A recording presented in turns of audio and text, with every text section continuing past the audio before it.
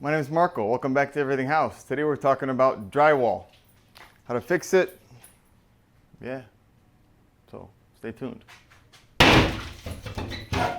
Oh no. So for drywall, there are some basic things you're going to need to go ahead and get the job done. All right. So what I've simulated here is, say you're playing ball in the house, or someone slips and their knee goes on the wall, what have you. So we have a nice hole right here. Okay. All right, so to go ahead and do this kind of repair, a couple basic things. You're gonna need mud. I head over there, I'll show you in a minute. You're gonna need, you can do a 4-inch knife, 6-inch. I like the 4 for tape, but you're gonna need a knife. You're gonna need a sanding block. There's different kinds of tape out there. There's paper, there is the mesh, okay, then there is the fiberglass. I do prefer the fiberglass. I'm out of it right now, so this will do. For a little repair like this will be just fine, I promise. A sponge for cleaning. If you don't have a sponge, don't start. Simple as that, okay? It makes your life so much easier. A bucket, some water in there for cleaning, and then a pan, mud pan for your mud, all right? So you want to start out by measuring the hole, okay? This is irreparable, all right? You want something that's square, easy to work with. Don't make your life harder than it has to be. So, for example, this is what I got in the garage. Here we have a hole, a damage area of 5 by like 4. So we're just gonna do 5 by 5, all right? This is 1/2 inch. How do I know? Because I put it up, that's why. Otherwise, what you can do is take a tape measure, put it inside, and see how thick it is to the best you can. Usually, you're gonna go 1/2 inch on walls. Ceilings, believe it or not, are usually 5/8, okay? Sometimes 3/4, but usually 5/8. So then you gotta go to the store, get your piece of repair drywall. That comes in 2 by 2 sections. It's like, it really is the same price of a full sheet, but sometimes you can't bring a full sheet home, or you don't wanna store a full sheet. I mean, I'm doing this video just because I have extra boards from a job I did, and people ask me about drywall all the time.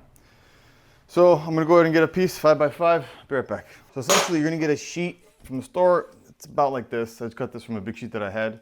But it's gonna be something like this. So you just wanna measure 5 by 5, cut off the corner. Now when you cut drywall, you don't have to cut all the way through. Literally all you're doing is just scoring the paper. Let me show you an example. So say I just wanna take this corner off. Okay, you see that? So I just wanna cut this corner. All you're doing is just cutting the paper. And then when you go to bend it, it'll snap at this spot right here. So you put some support in the back, and then just smack it. And it'll cut right where you want it to cut. It's great, it's very easy for cutting, big pieces, things like that. All right, then you still have the back paper attached. All right, so you can take your knife, and just cut along there, and there you go. All right, so here's a 5 by 5 sheet piece I need. Now I can't do that, obviously, because you can't snap it down because of this piece, and you can't snap it over because of this piece. So in this situation, you need to cut one piece. All right, so what we're going to do is we're going to use a drywall knife. You can use anything really. You can use a circular saw. You could use a multi-tools grate, cuts through it like air. But you just got to cut one side. All right, let me show you real quick. And the trick with this is you need to light pressure, okay, and fast movements. Alrighty. So let me show you. All right, we'll just do it like this. So I don't have to move the camera. So start your line.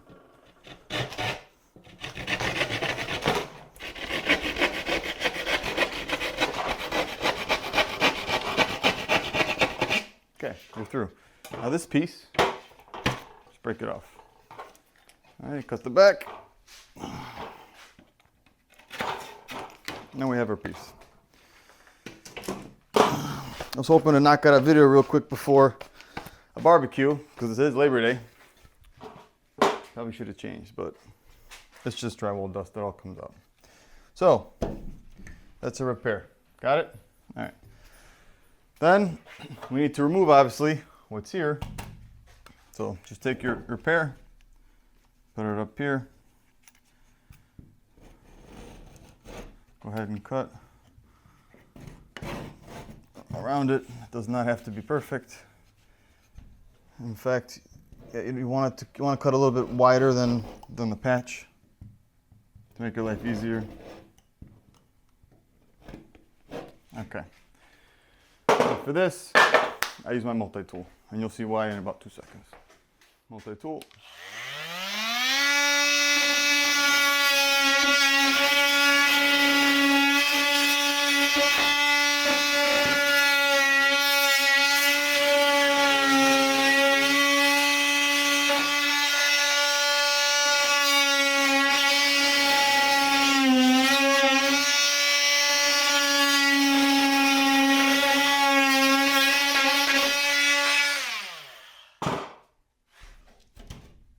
Like air. It's great.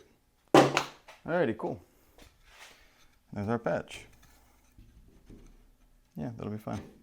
Now, we have our hole ready to go. Nice clean edges, okay? Nothing's in our way. Now, sometimes you may have a stud here, okay? So you can just go ahead and screw into that. A lot of times you don't, which is like this, all right? So I can't just go ahead and put this on here, obviously. Because if you try to, there's nothing there, right? So you need backstop. So what does that look like? Just get a piece of wood. Plywood's great for this because it doesn't split when you put screws in it. But I don't have a piece cut right now, so we'll just use a piece of scrap I have here in the garage. Go like that. Let me get some screws ready. Drywall screws, 1 1/4 is good for 1/2 inch. The thicker you go in drywall, the longer screw you need. Here's a little trick. In this situation, I can get my hand inside. The hole's big enough, right? So that I can go ahead and hold it while I put my screws in. Sometimes it's a very small hole you're patching and you don't want to make it bigger. So what you could do is take a screw, throw it in the middle of the board. Just like this.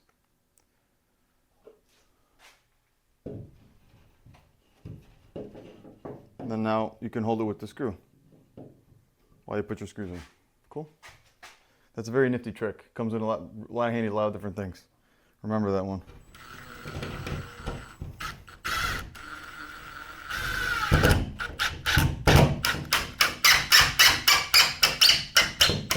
Okay. You want to go just below the paper. Not too far, just below the paper, because if you go too far, then what's actually holding this together is the paper. So if you tear the paper, you're not holding anything anymore. All right, so you want to go, and once you get your first screw, and that's the hardest one, don't go right across the way and go to put another one in there. Stay on this side, put a couple in, get this nice and tight, then move over, all right?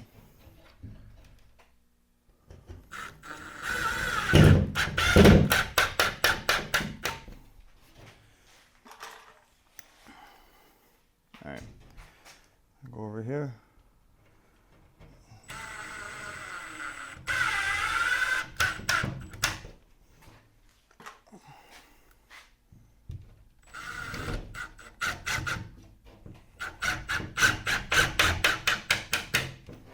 There we go. Take this out. All right, now the patch. That looks all right to me. I'll have the opportunity to show you a pre-fill. Stay.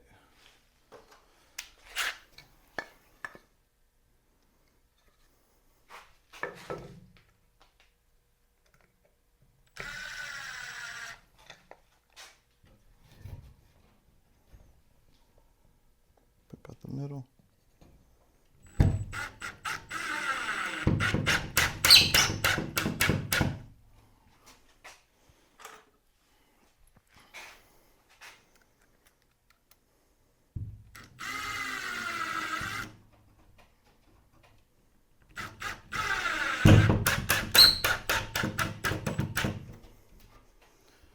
Okay, nice and tight.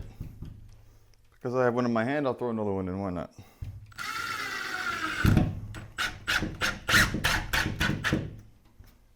Okay, so at this point we have our hole cut out, our patch in, our board behind it, and we have our screws in that are set just below the top of the drywall. How do you know? You take your knife, and if you go over it, and you don't hear anything, then you're good. Okay? Hear that a little bit? That little tick. This has got to go in just a little bit more. This one too. So that's how you know. Here we're not working, so I don't really care. But this one, it's got to go in a little bit. Just take your drill. There we go. There we go. Hold on. Now it is time for the tape. Okay. I think it's called mesh tape. I think it's called. I don't remember the exact name, but it's basically it's a mesh. It's a plastic. It's thicker, and the back is sticky. It's got a little bit of stick to it. So let me show you why that's convenient. For a repair like this, you just go ahead and slap it up there. It sticks to it, and then to cut it, just put your knife on there. Okay, and then tear in a diagonal. So just and it'll cut. See that? Another thing to note. I'm glad it happened so I can show you real quick. A little bit of the paper came up underneath. Came up underneath the tape when I went to put it on there. That's going to create a hump. I don't know if you can see that. So it's going to be a lot harder to finish. So I want to pull that off. Okay, take this little piece out. Okay, make sure the idea is to get it as flat as possible, clearly. And put that back. All right.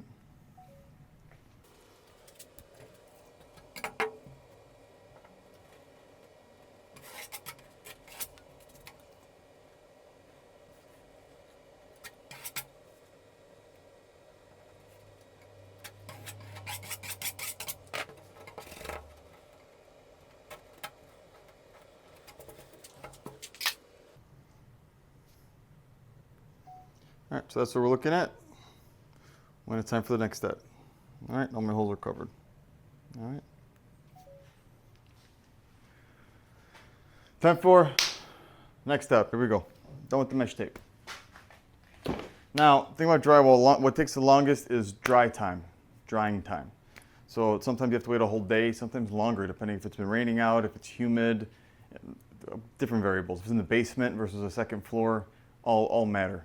So basically, you just have to wait for everything to dry. So they have other products, okay? I call it hot mud. Easy Sand is another product, but basically it's drywall mud that's in a powder form that you mix with water, and it has timers on there. They have Easy Sand 5, 20, 45, 90. But basically the number relates to how long it takes before it sets. Not sandable, but just sets. So you could put a second coat on, all right? I generally use Easy Sand 20. Pretty religiously. If I need more, then I'll just make different batches. But that's what I'm going to put on here right now. All right, let me go get it. Of course, it's in the truck because I use it all the time. So here I have my my bucket of hot mud. I put it in a bucket. This doesn't normally come in a bucket. It comes in one of those bags, same as concrete. But I like to put it in a bucket because it's nice and tight, and then also it doesn't spill everywhere, and it stays nice and dry for me. I don't have to worry about anything at all. So if you're planning on doing any kind of, I guess, drywall regularly, keep your hot mud in a bucket. It's awesome. So here we go. So as you can see, it's powder form. Okay. Now this is Easy 20. All right. So if I use really cold water, you get about 20 minutes before it sets. If you use like well water, has minerals in it, salts, you'll get less, probably get like 10 minutes, okay? Maybe, yeah, about 10. If you use hot water, screaming hot water, you get like 5 minutes before it sets. So that's why I like this, because I have that versatility, or I can stretch it to go up 20 or 25, or I can bring it all the way down to like 5 minutes if I'm looking to do a quick patch and go on to the next job and get out of there. All right, so always have some water. Let me get some B-roll going. So you always want some water, okay? Here's your mud, all right, or your powder, mud, whatever. All right. So you're gonna go ahead and always have water in there, and you're gonna add this until you get a consistency where it doesn't.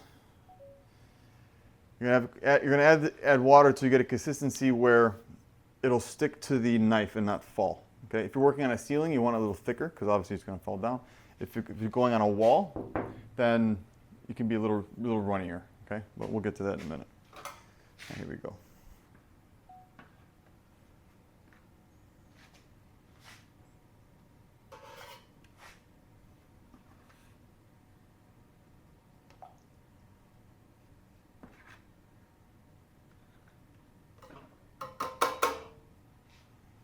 All right, you want to mix this up.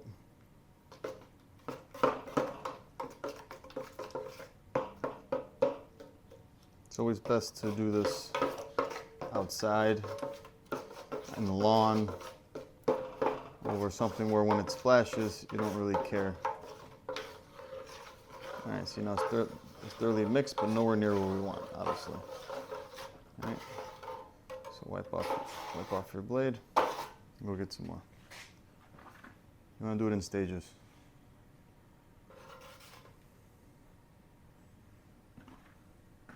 Eventually, I'm going to have to put the phone down and get down and dirty with it. And I'll show you what's up.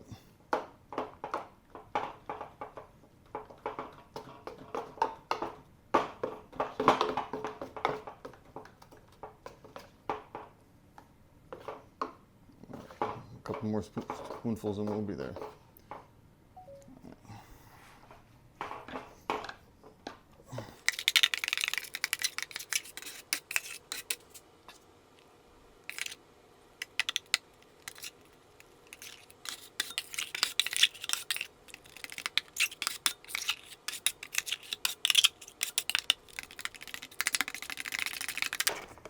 Another thing is, I always make too much.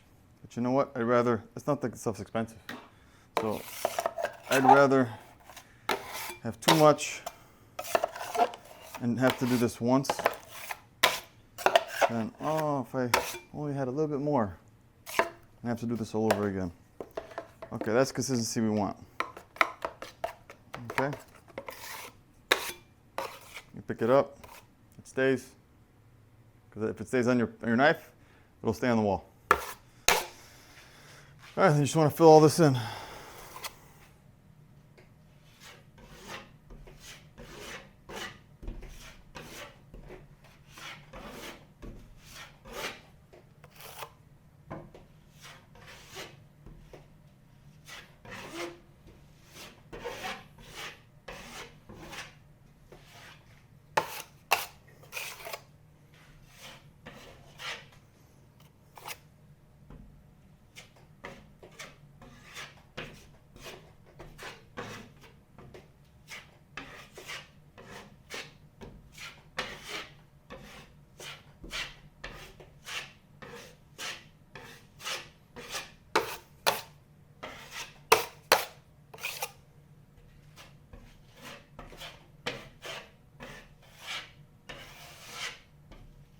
Now, in general, when it comes to drywall and applying coats of mud, the general idea is you want to put on more so you can sand off a little bit later to get it to be nice and smooth.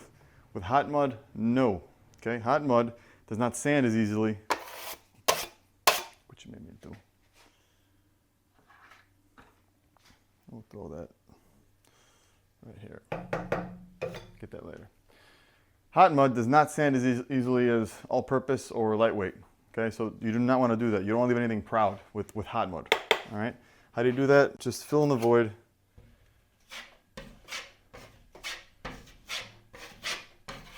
All right, get your nail holes.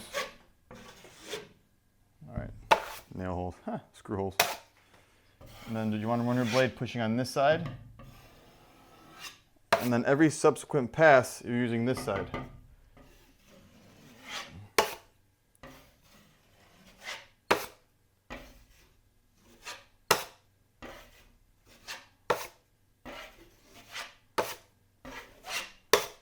All right, and that's it, leave it alone. And just a little bit off the middle. Now,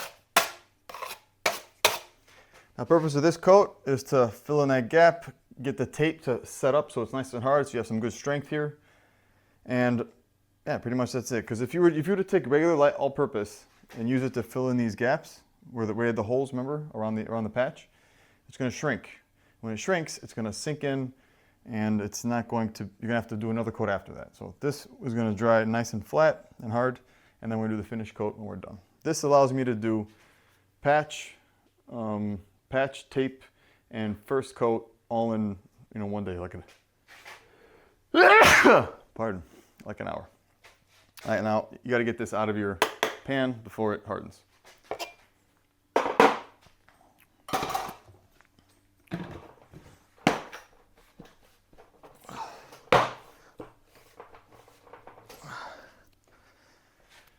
Generally, what I'll do is I'll take whatever extra piece of drywall I have on the job. You know, the extra piece you bought for that patch, or the remaining rather. And I'll just dump it on there.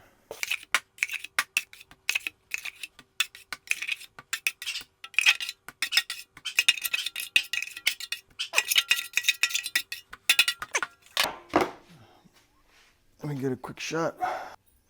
See, everything's filled in. There's no humps. All right.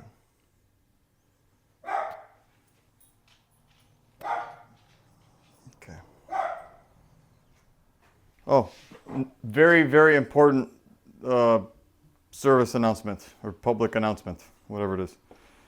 Do not put this stuff in the toilet or in your sink or anywhere, because this is not dry by air. It dries, it's chemical reaction going on. So if you dump this into your toilet or your sink or whatever, it's going to harden in there, okay? And then someone's got to go in later with a pipe or clean your pipes, okay? Very expensive, don't do it. Very simple. Put it up, get all of it you can out here. Little things like this, don't worry about, because you're gonna use your hand and turn it into a fine powder anyway. But big chunks, put it out, let it dry, throw it in the garbage, or put it directly in the garbage. Do not put it in your piping.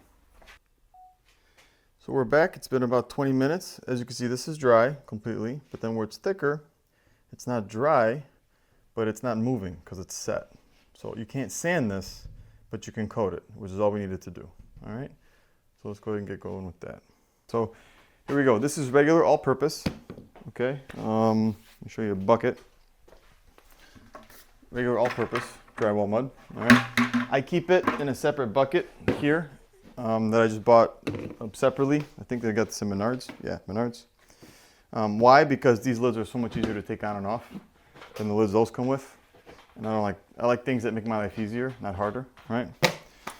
So here we go. We're going to go ahead and coat it. So mud pan. If you're doing a lot of drywall, I recommend getting comfortable with the Hawk. Okay, it's a Hawk and trowel method. All right, that's another video. I'll show you another video. But for little patches like this, this is perfect. So whenever you get your mud, you want to go ahead and take some, put it in your pan. All right. I typically use a 4-inch to just load. And then for something like this, 6-inch knife is fine as long as you're comfortable with it. If you're gonna do, yeah, that's plenty of mud. This mud dries with air, okay, not chemically. So that's why I can have this bucket full in the back of my truck for months at a time, really. And it's still always good to go because it's nice and sealed. All right, I'm not gonna get any more mud than that. All right, now you can, some people just go ahead and take it and start throwing it on. I don't like to do that because it always has just a little bit of air bubbles in it. So you need to just go ahead and move it around. All right.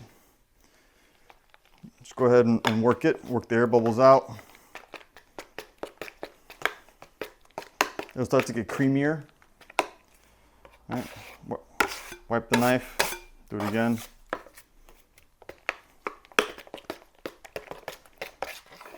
You're just working all the air bubbles out. Make sure you scrape, because there's air bubbles there too. Okay. All right, that is nice and smooth. I don't see any air bubbles. All right. Okay. Now I go to the 6-inch knife. This is my 6-inch. I love it. It's stainless steel. If you do this often, I highly recommend stainless steel. It won't rust on you, and it maintains its form really well. It's also flexible, so you can go ahead and put an angle on that, and I'll show you why it's important in a minute. So you need to cover all this. So go ahead and float this out nicely, so you're not going to be able to see everything. You're going to cover everything well. You want to float it out at least, say about a foot, 8 inches on every side. This is pretty flat. Okay, so if it's pretty flat, obviously I need to leave more mud here, and it needs to taper to go ahead and disappear. Okay, so that means I need to put maybe 1/16 of an inch of mud on here and taper that out. All right, yeah, this is all okay. Here we go. Let me get some B-roll with that real quick.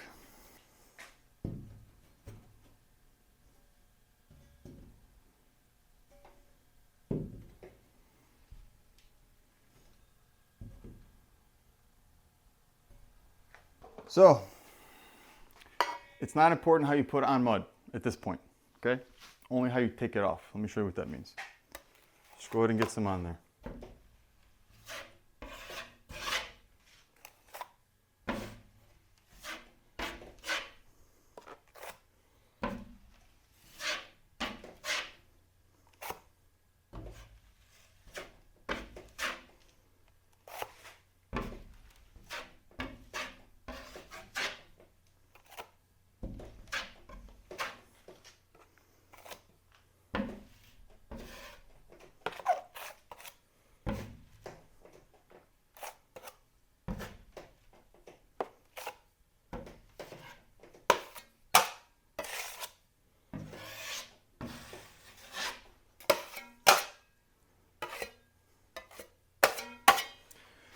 Go a little bit higher.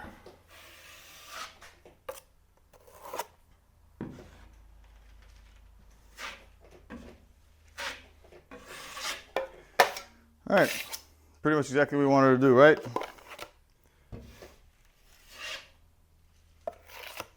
Okay, as you can see, here's our patch. I'm well within 8 inches to a foot all the way around, all right? Too much mud on here. So now we need to take it off, and how you take it off is important, all right? So first get your edges, all right? So you want to put pressure, okay? You want to curve the blade, all right? So outside pressure, and then strike it, okay? A little bit more. There we go.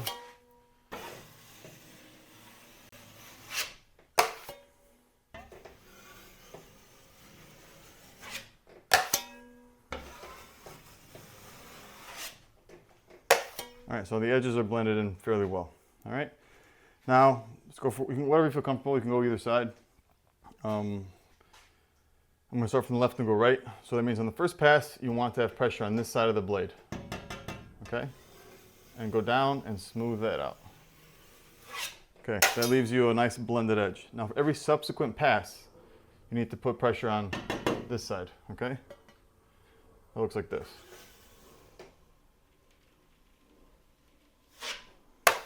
Right, and then you're like, wait a minute, well, what about this line right here, right? When you do it again, it flattens it out. So you move over a little bit and do it again. And you do it again. Until you get all the way to the edge. All right? Now you could go ahead and leave it like that. And you know what? I think I will. There are tiny little bumps, little holes, things like that, but those will all sand out perfectly fine later. But it's still a little bit too much still. I'm going to do another pass. And I'm going to go the other way.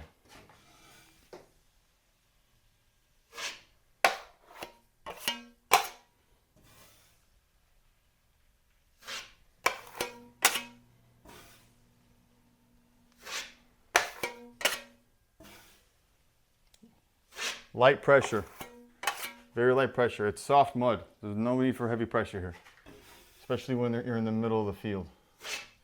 When you're on your edges, you can do a little bit more pressure because you have some solid backing there. All right, done. Leave it alone. Sometimes the more you mess with it, the worse it gets. So just Once it looks like this, I'll show you guys a close-up. Now we have to wait like a whole day for it to dry up.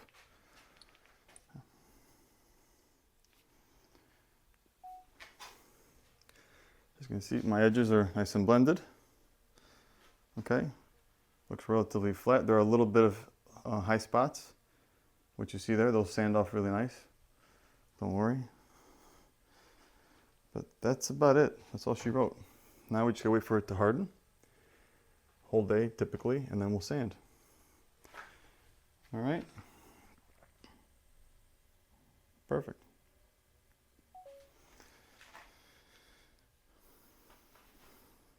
Yeah, so now we gotta wait a whole day. And then tomorrow, this will be perfectly dry, and we're gonna give it a very light sanding. I'll show you. And then you're good to go. Then all I gotta do is paint. All right. So now cleaning our tools.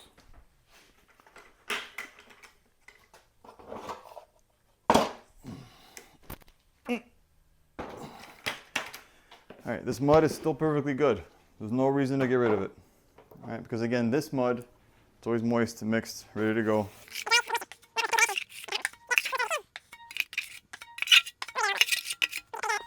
What you're looking for.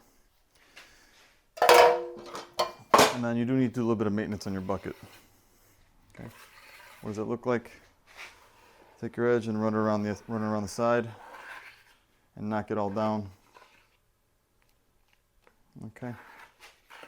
Over time, it'll flatten out all by itself, just with gravity. All right, there we go.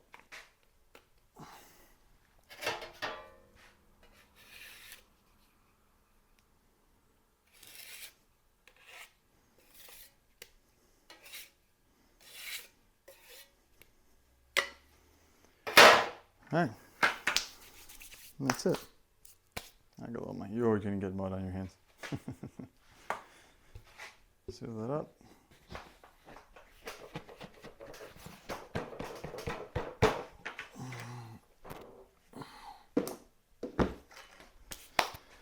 All right, now let me show you why a sponge in a bucket. I'll show you right now. All right, bucket, sponge, get it wet. If you ever try to do this without a sponge and bucket, you'll appreciate this, I promise. But get it wet and then just done. One pass.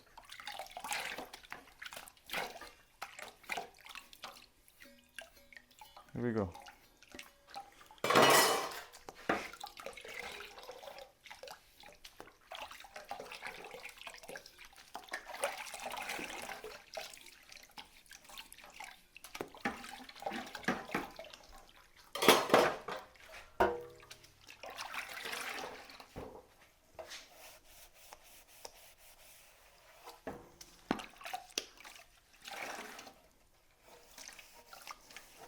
The pan, I like to just shove it in the bucket like this, and then you can be a little faster with it. I'm trying not to get dirty, so I gotta go somewhere.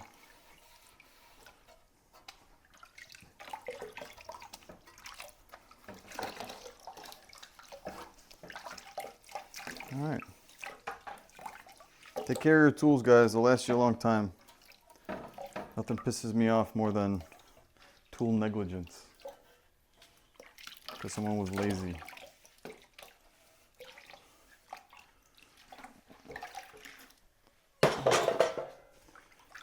Alright, and same thing with your hands. Just wipe it all off. And that's it. Because it's regular drywall mud, or all-purpose lightweight rather, and not the hot mud, it comes off real easy. The hot mud, once it sets, it sets. So now we just wait until it's dry. Talk to you guys soon.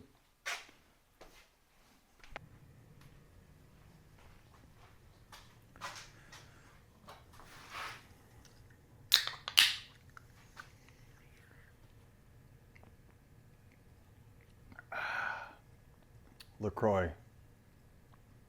I'm really liking them lately. Anyway, so it has been a couple days. It's been working. You only need 24 hours for it to be dry. How you can tell, it's all one color. If you noticed before, it was like a dark gray. That's when it's still wet and moist. But yeah, it's nice and dry, ready to rock and roll. So all you need to do, and you take your hand and you can feel this, you'll feel all the lift-offs, okay? The little high points from where the blade was. Okay, you just want to go ahead and sand those flat, all right?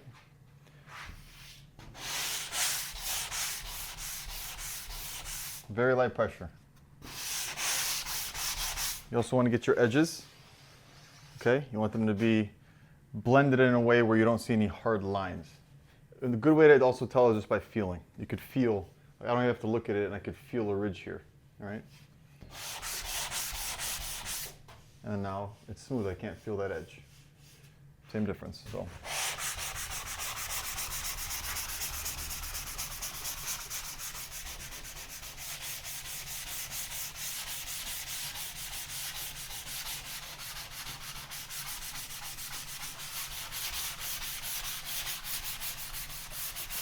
This, I believe, is 120. You can do 120, 220 is if you want to do it more fine. Stay away from 80 or 60. It gouges it. So when you paint, you're going to see all the gouges because it's more aggressive. But yeah, so going around the edge. Yeah, I can't feel where it starts or stops. Yeah, that's how you know it's good. Then in the middle, now you have your lift-offs.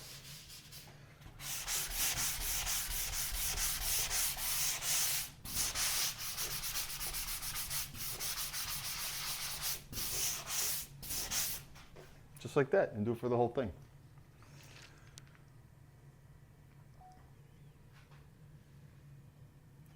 It's hard to tell. You see, here's a lift off. Okay. Just so white, so blinding, but it's hard to tell. But here's a lift off right here, okay.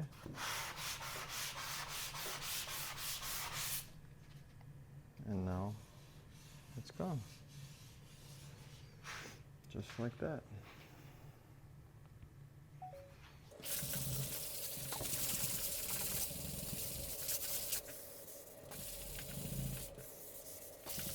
Your fingers are way more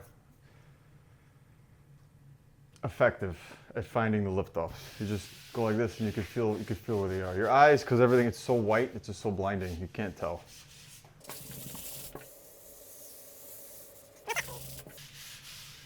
If you sand too far, okay, let me show you an example of sanding too far, okay? So like this is done, ready to rock and roll. It's perfect, can't see anything, ready for paint. If you already have paint on the wall and you're doing a repair, put a little bit of primer and then paint, or plan for 2 coats. You're always gonna see a difference unless you just do the whole wall, all right? So say you're sanding and you go too far, which looks like this. Basically, you're gonna sand through to the tape, whether you use mesh, fiber, paper, whatever it is. If you start to see the tape underneath, you know you went too far. It looks like this. Let me see if I can find where, I think right here is gonna be some. It's gonna be a while because this is a pretty rundown piece of 120. All right, this is gonna take forever. Let me go get some like 80 grit. So, sanding too far, I'd use 80 grit to get down quick enough. But that's what it's gonna look like. You're gonna see your tape underneath, okay? In which case, stop what you're doing, put on some more mud, let it dry again, and then sand it, okay?